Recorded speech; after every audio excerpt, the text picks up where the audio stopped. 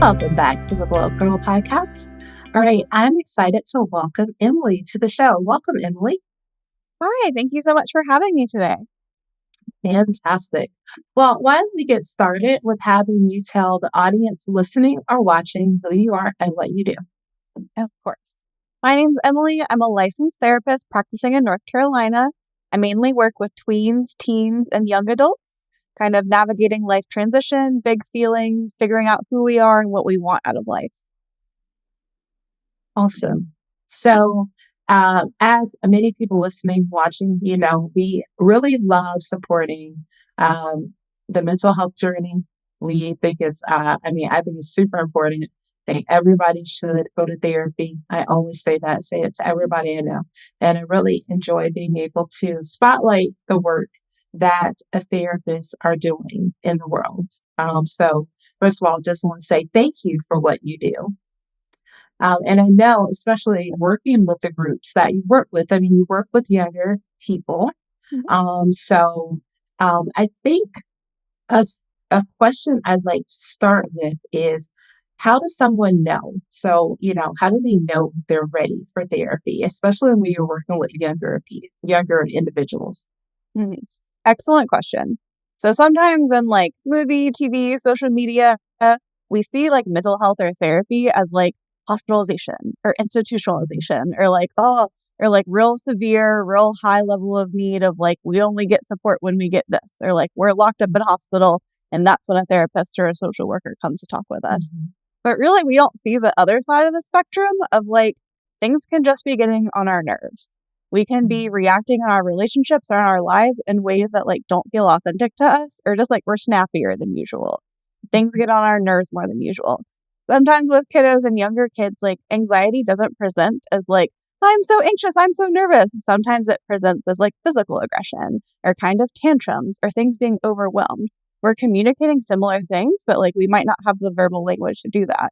That can happen sometimes in young adults and big adults and all adults too, of when we're overwhelmed, we might not have that verbal language to beautifully articulate exactly how we feel in the moment and be hello, partner, I am stressed. I would like a break so that I could re-regulate my nervous system. Right. That might be our ideal or our goal, but that might not be reasonable or feasible for us. So sometimes when I'm talking with people of checking in, why therapy, why now? It can be connected to things that we are noticing about us or our lives that we would like to see a shift in. So not even a big change or I want to stop being anxious. That might be a great goal. How realistic is it? How feasible is it for us? And what would it look like for us too? Because we don't want to set up this expectation that we're going to fail and be oh no, I failed at another thing. But more of something that I'm looking to shift, something that I'm curious about, something that I'm looking to look into more. And then finding a support that is really inclusive and collaborative, so that it's not just, okay, we're checking off a box. We are sleeping more than 8 hours a night. Therefore, you're cured. You never need therapy again. But it's more of a conversation of hey, what do you need? Me telling you what you need might not be the most helpful thing for you. That would be what I think you need, not what you think you need. So having that collaborative element can be really helpful of just figuring out, okay, it doesn't have to be this big giant thing, or I'm going into the doctor's office and I wrote down all my questions and somehow I'm walking out of the doctor's office and I didn't ask any of my questions when I asked if I had questions. It can just be a relationship like any other relationship.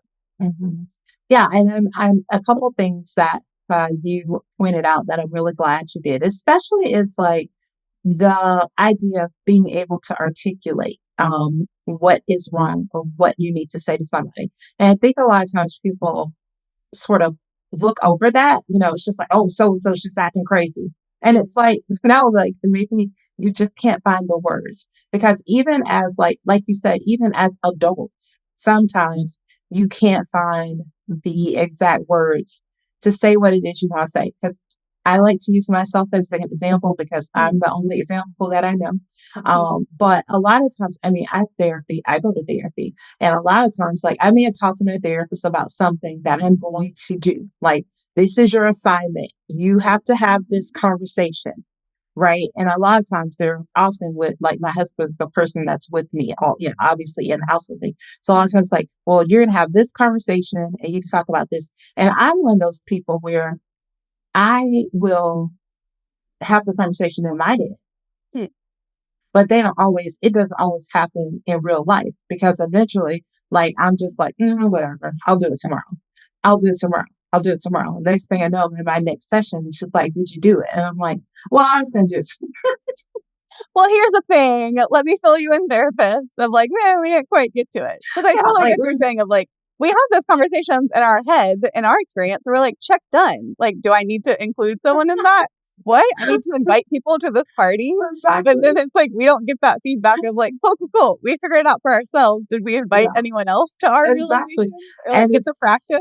it is so wrong because, but I've been able to recognize that, like, no, I need to have actual conversation. And then after I don't do the homework, then I'm forced and not forced, but, we workshop the conversation Right. so that then it's easy because I find myself to think that I'm a good communicator with people, but I'm also a person that, I will shut down. Like, yeah, I like to talk. I mean, I like to communicate. But then when it comes to like the feelings, sometimes I'm like, yeah, sometimes I don't mind. But then sometimes I'm like, well, I don't want to talk about that. Because it's like I played it on my head and it's like I figured out what the ending is going to be. And if I don't think I like the ending, then I'm not gonna have the conversation. So that's why it's important. Like it's important to have a channel, this outlet to talk to someone to help you figure out how to take the feelings that you have and help you be able to communicate those. Totally. You bring up a beautiful point, Kyra, too, about like, um, sometimes it's like therapy homework and like accountability buddy, but like I tell people all the time, like there's no consequences with therapy homework. Like you're not gonna get kicked out, you're not gonna Right. never see me again.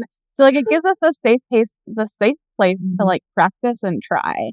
So like you Yes. go back to your therapy. I've had some people where like we're working towards something every week or every other week. It's like, cool, Mhm. cool, cool. Have we filled out the form? Have we done the thing? Yeah. No. Okay, let's talk through it. Let's go through it. What's Mhm. keeping us? What's our hesitation? What's our resistance? So it's a safe place Mhm. that it's not like some other parts of your life of family, friends that might be like, why haven't you done it yet? Well, what do you mean Mhm. you haven't done this? Like it's a shame-free space, a judgment-free space that it's like, cool, Yes. this is not something that's been comfortable for us. Let's figure out Mhm. why. Let's figure out what's going on. Mhm. So that it's like a practicing space and that it's also like your time and space. So I talk with a lot Yes. of people of like, that I don't come in with an agenda as like the therapist side of things. Like we figure it Mhm. out together. So like some things, like you mentioned, like it's talking about feelings. Sometimes it's like I'm not that feeling is too icky right now. I am not Mhm. in a place to dive into it. All right, let's talk about something Mhm. else. Let's do something else. Let's do a different thing. Of like Yeah. it, this really lovely like safety in that you can practice and try and not like have to do a thing that Mhm. feels like it could be really hard or challenging.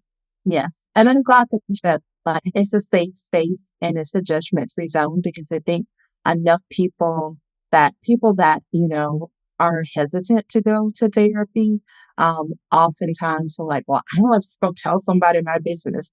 And Right. it's not about just telling somebody, but it's giving you a space to talk about your feelings.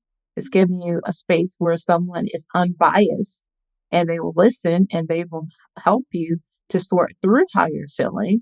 But also, it's a person, like you said, it's a place where you can't be kicked out of therapy because you don't do. Well, I didn't feel like I was ready to do the exercise. Like you said, nobody's going to tell you, well, don't come back next week. Right. So, but also, I think the important thing too is just to recognize that, like, this is just a personal feeling. I feel like you should always be going to therapy. Like, I think as you evolve as people, as we continue to grow, as we continue to learn about ourselves, no matter what age you are. I mean, I hope that when I'm like 88, 90, that I'm still, having conversations with my therapist. I hope my therapist today is still my therapist, I guess I feel like we'll be growing still together. But it's like you still should just be evolving on the journey and have that space, that safe space to continue to like talk about your feelings and grow along the way. Totally. It can be a great like check mark too of like or checkpoint video games. I don't know what those are. The children would be mad at me. Um but like of we grow and we learn and we develop, it also can be this great reflection point of like looking back. So when we're living our Mhm. lives, we're like busy living our lives and like going through stuff. So Mhm. sometimes like we don't have the time, we don't have the space, we don't have the availability to like really reflect, or we're like spiraling at like midnight doing the reflection of like everything's terrible and awful, which maybe not be the most helpful kind of reflection. So Right. the therapy space, because some people are like, why would you talk to a stranger? Why would you do this? It's building a relationship. It also can Mhm. provide this really helpful way to like reflect on the progress and go like, Mhm. hey, has your life changed? How are things different from session 1, from session Mhm. 10, from session 50? So like Mhm. even if there's not like super active intensive treatment going on, it still can be nice of being like, oh my goodness, like I have learned things, or I have grown from this, or these relationships that I started out with that were like totally taking all up of my mental space, Mhm. they have totally shifted, and I'm now in a different space with a different kind of relationship. So it can be this nice like looking back point without having to be like, now I am reflecting on New Year's Eve of what happened the past year, you Yeah. know? Yeah, it's not robotic. Like Mhm. it's just natural. It really does flow organically. Mhm. So Emily, I know that you work with a lot of younger clients. What would you say? How does it work for them? Because I can imagine it's different probably in taking onboarding a younger person versus working with someone who's an adult. Yeah, totally. Some things are different, some things are the same. So main difference is kind of like reviewing consent really helpfully. Consent is a really important part of treatment, that we have informed consent. So basically that we know what we're agreeing to.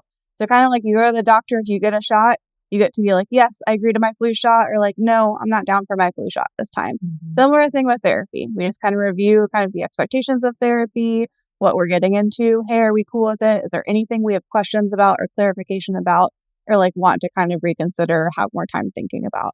Why that's important for kiddos or like under 18 people, especially, is because like Mhm. there's lots of different rules and laws and regulations around confidentiality and consent and treatment of like, hey, there are still some things that even if you're 14, like your confidentiality is still protected, even though your Mhm. guardians are involved in treatment, even though there has to Mhm. be a guardian signature.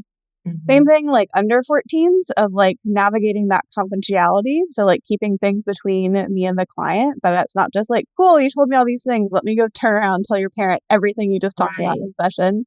So that's Mhm. kind of the main piece that's different than just treatment with adults. Because adults, y'all are legal humans that can sign your own Mhm. forms and sign your own Mhm. stuff. So like, unless you want me to talk to your parents, which you definitely could do, release of information if you really want me to, but sometimes we like don't need any body Yeah. involved. You get to sign all your own forms.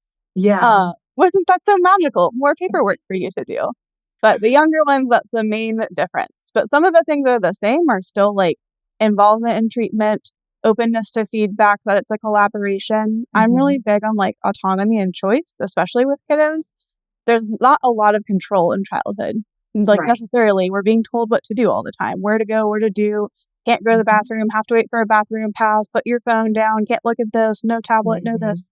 So therapy ideally is supposed to be a really fun space where we can kind of explore without all of those confines. There's still Mhm. rules, there's still boundaries. It's not like free flowing or freedom, Right. do whatever we want, anarchy, totally. Um, Mm. but that like with that, it's not this expectation kind of like coaching or teachers or parents where it's no, this. Mhm. It's more of a conversation and involvement, and that we are open to feedback of like, did that feel good to us? Did that Mhm. not feel good to us? What Mhm. about it was not good to us? So, like, Right. how I approach treatment with adults is really similar with the kids in that aspect of like, everyone has autonomy. Everyone has Mhm. a voice and choice in their treatment, whether they really like what's working or whether they're really not vibing with what's working. Mhm. I do have a follow-up to that.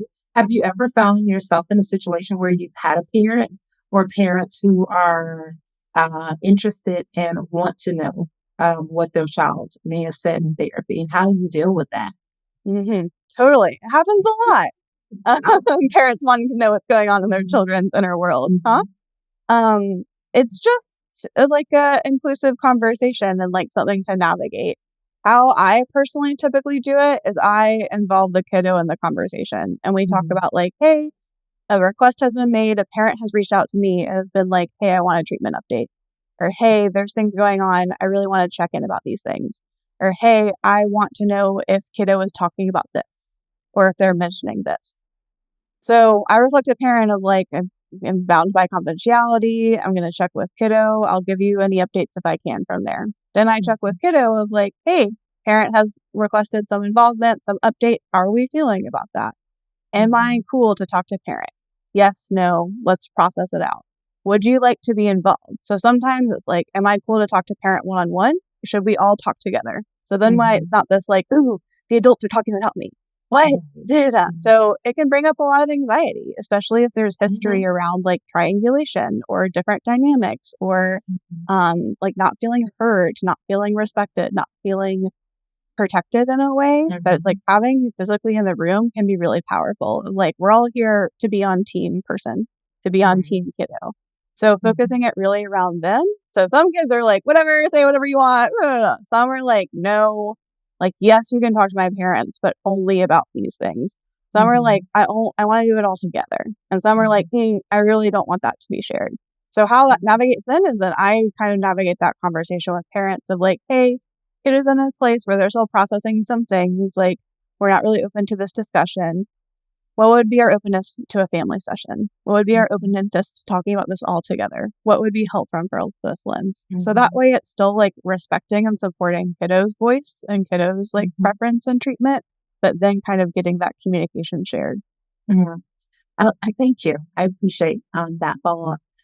When a parent, so if people are listening and watching and thinking that therapy is something they'd like to maybe bring to their child, maybe a parent is observing something and saying maybe therapy might be a good solution for them.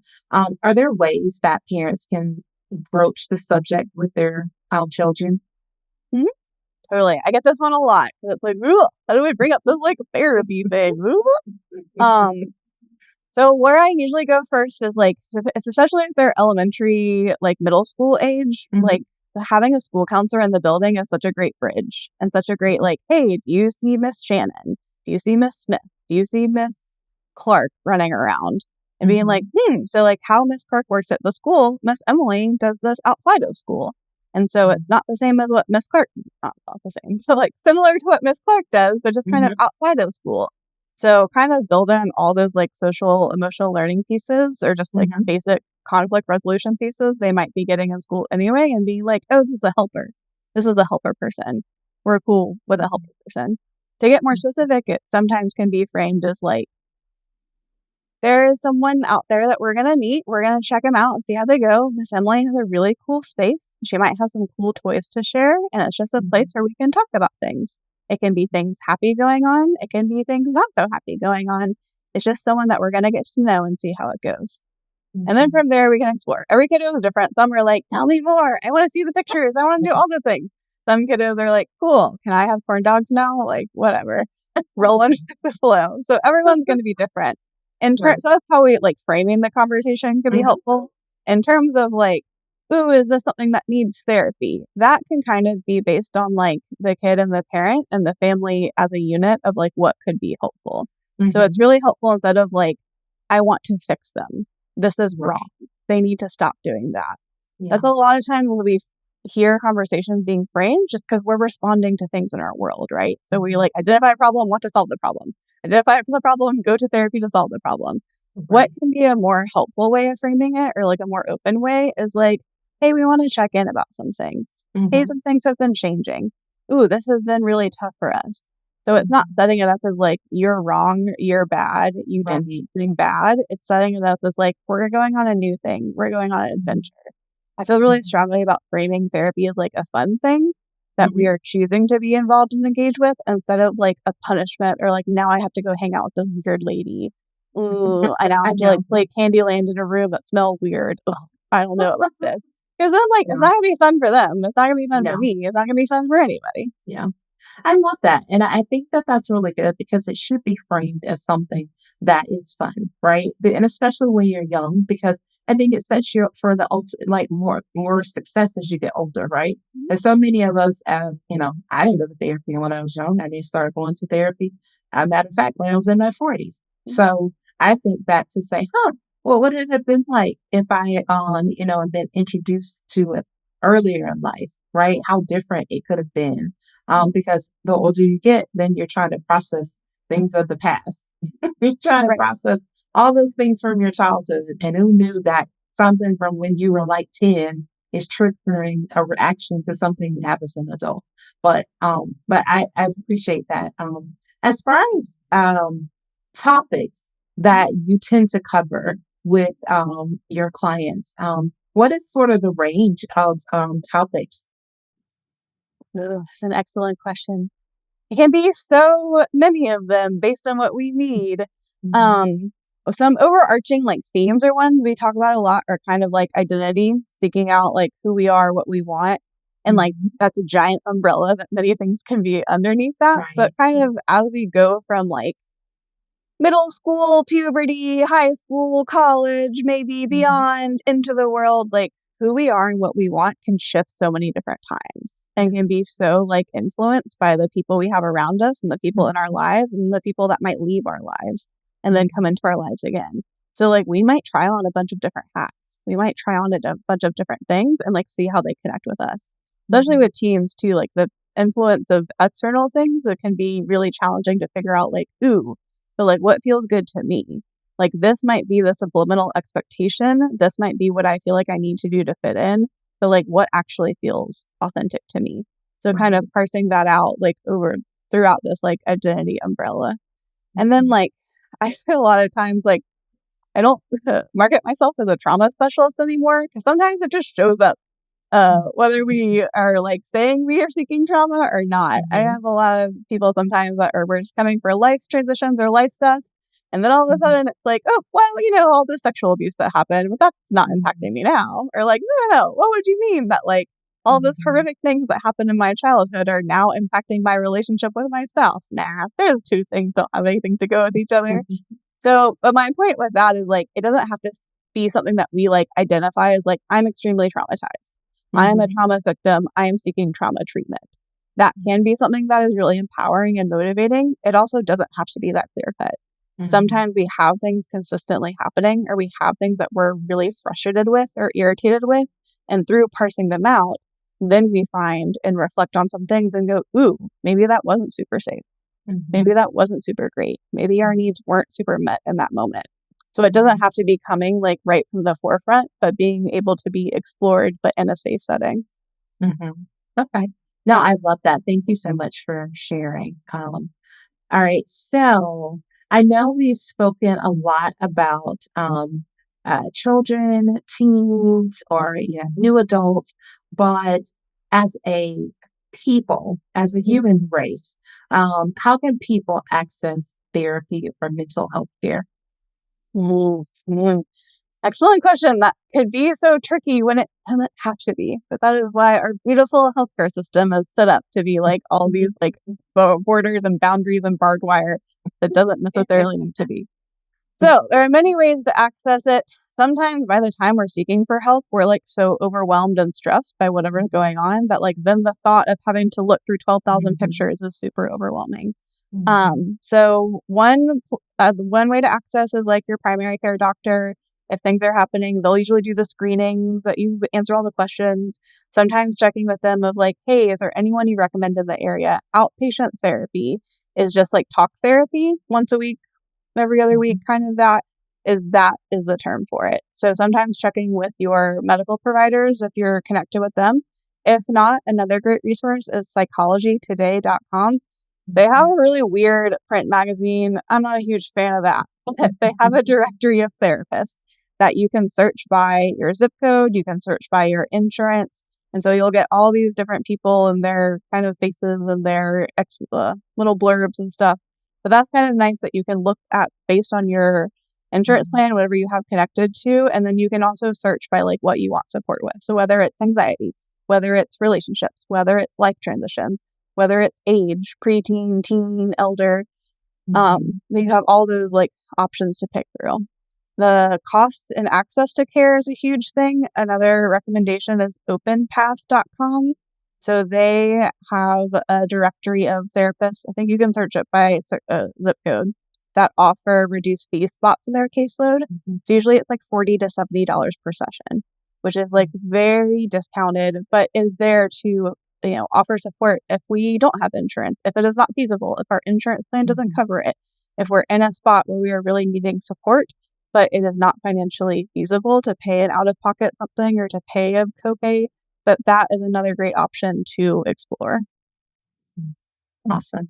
Yes, I agree with you. I think a lot of times because I hear a lot of people say this about, well, I should go to therapy, but I mean, I don't know. First of all, it's like, I don't know if my insurance covers it, is Mhm. always the first thing. But then it's like, oh, well, how do I find someone? And then even when you say, you're like, oh, well, you can check out this site or whatever. And it's like, well, I don't know. It's just like, look at through all those people. And it's like, yes, if you could approach it in a way where it's not where you're at the point of like overwhelmed. Right. But, if you're considering it or you're thinking about it, then maybe just do a little bit at a time, like go in, check out some people, make a list. I mean, that's what I did is like I went in, I did use psychology today and I started to highlight people that I liked. And then I did comparison. And then also too, I mean, a lot of therapists now will almost like let you sort of interview them Mhm. to see if they're going to be a good fit for you. So I think we have a lot of options and insurances are opening up. Mine is like covered now in my insurance plan, which is great. And it's like a $25 copay. Mhm. So it's like fantastic. So I think that some of those barriers that were in place were slowly being removed. Um, slowly. They're still there for a lot of, but slowly. So, but I think those are all great resources. Thank you for sharing. Yeah. And one more piece about the insurance can be scary. It sucks. No one enjoys it. But like calling the Mhm, back of your card, sometimes you can get like that firm answer of like, what is my coverage for mental health benefits? A lot mhm, of time it's fully covered. Or like you said, it's a $10 to $25 copay. mhm, So a lot of people don't even realize that's included in their mhm. insurance plan. The other Exactly. piece too is like a lot of therapists offer phone consultations or phone consults. I recommend with people, it's kind of one more burden, but like to check with a couple people. So like as you're Mhm, making a list, like you can send messages through Psychology Today. So like while you're up at 3 a.m. looking at people, like you can message them and be like, "Hi, do you have openings? Hi, I'm really looking for support with this. Hey, I really liked your profile. I'm wondering if you have openings for this time." And like setting up so that you get a conversation with people because mhm. it's like a relationship like any other relationship. It's like kind of like dating in Exactly. that way of Yep. like you kind of get a vibe for someone on the phone. If you don't vibe Mhm. with someone, you push yourself into it, it just might not be a good fit. You might be a lovely Exactly. person, they might be a lovely person, but they're not the right person for They're you. just not your person. Yeah. Exactly. Awesome. All right. So, Emily, tell the audience about the services you offer and how the audience can work with you or connect to you. Yeah, I offer mainly individual therapy. I'm a hybrid of telehealth, so virtual, online, and then in person in the Asheville, North Carolina area. I do a lot of like expressive artwork as part of the therapy services and EMDR trauma work as well. So if you're interested in any of that, my best way to reach me is my website, Larkspur Therapy, LARKSPUR therapy.com. You can kind of read up on more stuff. I have a blog that honestly is all Taylor Swift quotes. I did not mean for that to happen, but it just kind of happened. But yeah, that is the best place to reach me. Awesome. We'll also drop the link in the show notes as well. All right. So now we're going to transition over to three things with Emily. I'm going to ask Mhm. you three questions that helps us get to know you just a little bit better. The first one is a two-parter. So, how do you start and end the day? Mhm. Starting in the day. Very similar ways. I let the dog out, start the Mhm. day. I let the dog out to end the day. My main thing of letting the dog out is definitely the beginning of the day because she's like, "Ahem, it is my time to greet the morning." She is much Mhm. more a morning person than I am. So definitely starting, that is my mindfulness routine is letting the dog Mhm. out. And then winding down is like, cool, gotta let the dog out is nighttime routine. She doesn't want Yeah. to go out. I have to pick her up off the bed and force her out. But having the animals around is always helpful. Mhm. Yeah, it is quite interesting that in the evening, which I understand, like in the evening, my dog will be like napping at night and my my husband will be calling his name like 5, 10 times and he will not get up. Yeah. And then like you have to like get up. Like, well, we have to say, well, my husband says night dinner snack because he knows like night dinner snack means he's going to get a little snack before he Yeah. goes to bed. And so, yeah, jumps up and runs out then. But other than that, I'm like, I feel it. I understand. I know what it's like. It's like adults. It's like humans falling asleep on the sofa. Right. That Cause like I feeling, checked out yeah, for the day. I'm done. yeah, Why don't like you? that, I don't have those. like that feeling of having to like get up and go upstairs is like a feeling that I hate more than anything. I'm like, I'm always like, why didn't I go to bed? Like when I thought I was getting sleepy, why didn't I get up then? But there you go. All right. So, what's a goal or an intention that you set for yourself this year? Well, my intention for this. Well, I'm big into gardening, so kind of my like intention for 2024 was Mhm, like growing and expanding and like having growth in new and unexpected ways. mhm, And like now is the time of the seeding season where seedlings are happening. So with mhm, growth and expansion, it's also patience of like I can't force them to grow. I can't force them to right. blow to bloom as much as I would like to sometimes. I don't have that magical power. So it's like prepping for all the growth, but then like having that release and patience of like it will Mhm. happen whether I like get mad about it or not. Yes. All right. And last, where are you currently finding inspiration? Mm. That is an X. Well, the new Beyonce album is like stuck on repeat in my head right. Girl, yes. Before we started, I have like bodyguard stuck in my head this whole time. So like, this might not be the answer that you were seeking, but like honestly, this cowboy carter thing is like Oh, blowing my mind. So it's I the am here blackbird, for it. the black. Yes. So Yes. honestly, Yes. that has been rocking my world for like the past week, and I'm just kind of like going into a deep dive of that. Of like, she Mhm. can do nothing wrong. She is amazing at all things. Yes. Thank you. Before we got on this episode, I got a package off my front door and it was my box that had my Cowboy Carter t-shirt. Yes. The t-shirts are so pretty too. That was like not on my radar, and I was like, the merch is amazing. Yes. Oh my gosh. I was like, sign me up. Go ahead and tell me what the tour is so I can save my money. I'm ready to On go. Twitter, they Like, like she has her tour body ready, and I was like, my tour body isn't ready. Like what? no, my tour body isn't ready. My tour pockets aren't ready, but Right. we'll make them ready. That's We will yeah, have I know. expansion. We will I have growth. know, We will right. get intentions. We will I make thought it happen. I thought to myself, I was like, certainly she can't give us a tour this fast. I mean, like, can she? Like we just had that experience last year. I mean, and just the simple fact that like she was sitting on this whole like album.